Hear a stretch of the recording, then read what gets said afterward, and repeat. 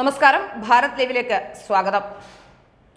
CPM-നെയും സംസ്ഥാന സർക്കാരിനെയും വിമർശിക്കാതെ സംസ്ഥാനത്ത് കോൺഗ്രസിന്റെ ലോക്സഭാ തെരഞ്ഞെടുപ്പ് പ്രചാരണ പ്രവർത്തനങ്ങൾക്ക് തുടക്കം.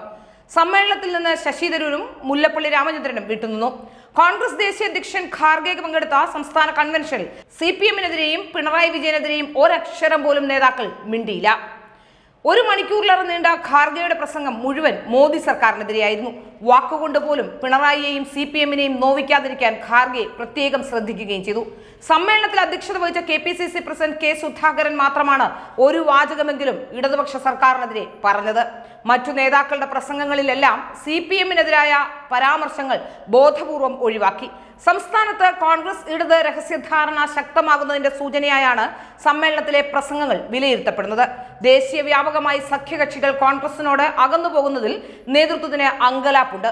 CPM-നെ പ്രകോപിപ്പിച്ച് ഇടതുപക്ഷത്തെ അകറ്റേണ്ട എന്ന നിർദ്ദേശം രാഹുൽ ഗാന്ധിയിൽ നിന്ന് മല്ലികാർജുൻ ഖാർഗെ ഉൾപ്പെടെയുള്ള നേതാക്കൾക്ക് ലഭിച്ചിട്ടുണ്ടെന്നാണ് വിവരം.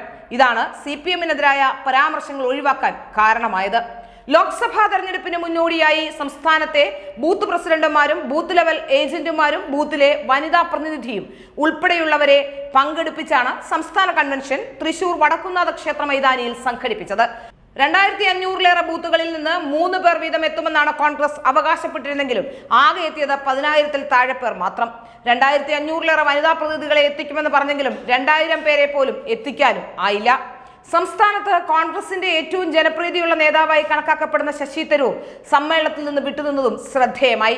ശശി തരൂരും നേതൃത്വവുമായി ഇടഞ്ഞു നിൽക്കുന്ന മുൻ KPCC അധ്യക്ഷൻ മുല്ലപ്പള്ളി രാമചന്ദ്രനും സമ്മേളനത്തിൽ വന്നില്ല. പങ്കെടുക്കുമെന്ന് അറിയിച്ചിരുന്നെങ്കിലും 2 പേരും എത്തിയില്ല എന്നുള്ളതാണ് ഏറ്റവും പ്രധാനപ്പെട്ട വിവരം.